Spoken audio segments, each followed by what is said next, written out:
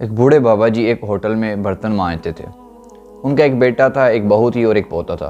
बेटा बीमार रहता था तो लिहाजा वो खुद ही मेहनत मजदूरी करते थे। उनकी उम्र तकरीबन 70 साल के करीब थी। तो कहते हैं कि एक दफ़ा बाबा जी मेरे पास आए और आगे कहने लगे कि मेम साहिबा मुझे 2-4 दिन की छुट्टी चाहिए। तो मैंने पूछा खैरियत? तो कहने लगे कि मेरा बेटा था जवान, वो फोत हो गया। तो कहती हैं कि मैं कुछ लिख रही थी तो मेरे हाथ से पेंसिल गिर गई। बाप का जनाजा पढ़ना आसान होता है, लेकिन जवान बेटे का जनाजा पढ़ना बहुत मुश्किल होता है। तो मैंने अपनी गाड़ी भेजी और बाबा जी अपने गांव चले गए।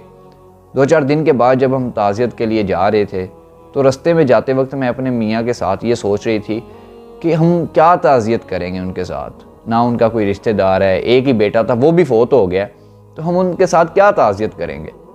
तो जब हम वहाँ पे पहुँचे तो बाबा जी फटी हुई चटाई के ऊपर बैठे हुए थे।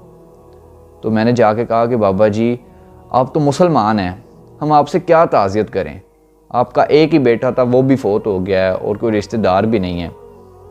तो बाबा जी ने आंखें खोलनी, बूढ़ी आंखों में ईमान की रोशनी, और कहने लगे कि मैडम किस बात की ताज़ियत, मैंने कौन सा पैसे जमा करवा के बेटा लिया हुआ था, उसने अपने फजल से दिया था और अदल से ले गया, किस बात की ताज़ियत।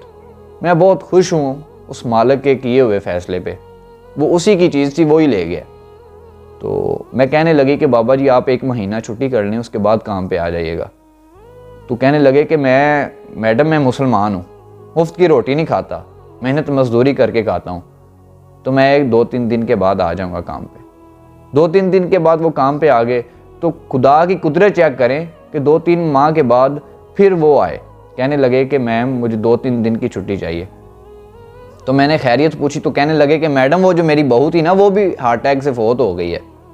ये सुन के मेरे और मेरे मियाँ का कलेजा फटने को कि अब तो कोई आसरा भी नहीं रहा, कोई सहारा भी नहीं रहा, तो ये बूढ़ा आदमी करेगा क्या। तो फिर हम 2-3 दिन के बाद ताज़ियत के लिए जा रहे थे। तो जब हम वहाँ पे पहुँचे तो बाबा जी फिर फटी हुई चटाई के ऊपर बैठे हुए थे और ज़मीन के ऊपर कुछ बना रहे थे।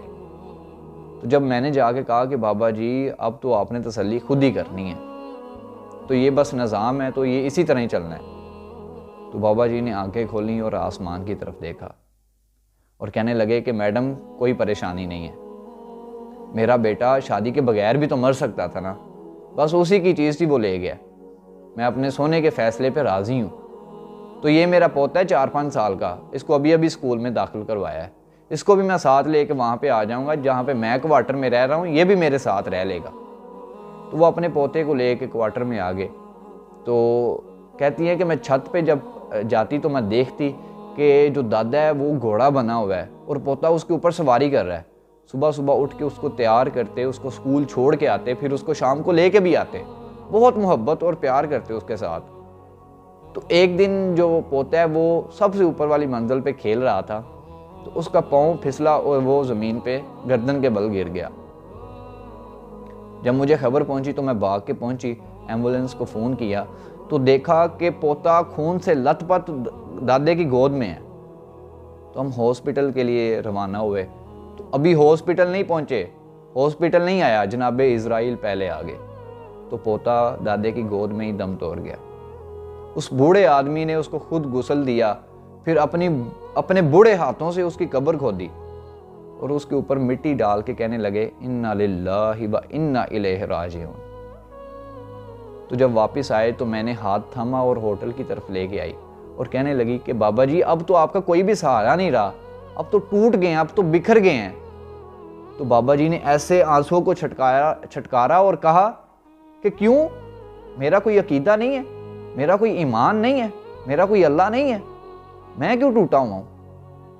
मैं तो पक्का हुआ फालू 2-4 दिन के बाद फोत हो जाऊंगा और मेरा सोना अल्लाह मेरे बेटे से भी मेरी मुलाकात करवाएगा जन्नत में, मेरी बहू से भी मेरी मुलाकात करवाएगा, मेरे पोते से भी मेरी मुलाकात करवाएगा, मैं कहाँ टूटा हुआ हूँ। तो कहती हैं कि जब हमने ये चीज़ सुनी तो हम दंग रह गए और कहने लगी कि बाबा जी ये जज्बा, ये सुकून, ये हौसला कहाँ से आता है। तो बाबा जी मुस्कुरा के कहने लगे कि क्या तू भी चाहती है कि तेरे पास भी ये चीज़ हो। तो कहती हैं कि हाँ मैं चाहती हूँ कि मेरे पास भी हो। तो बाबा जी कहने लगे चल फिर पढ़ गुंबद खिजरा वाले का कलमा और हो जा मुसलमान, अल्लाह तुझे सुकून अता फरमाएगा। तो दोस्तों हमें इससे लेसन मिलता है कि हमें अपना ईमान पुख्ता रखना चाहिए और अल्लाह के ऊपर तवक्कुल रखनी चाहिए। अल्लाह ताला हमें अपने ईमानों को मजबूत करने की तौफीक अता फरमाए। वमा अलैना इल्लल बलागुल मुबीन।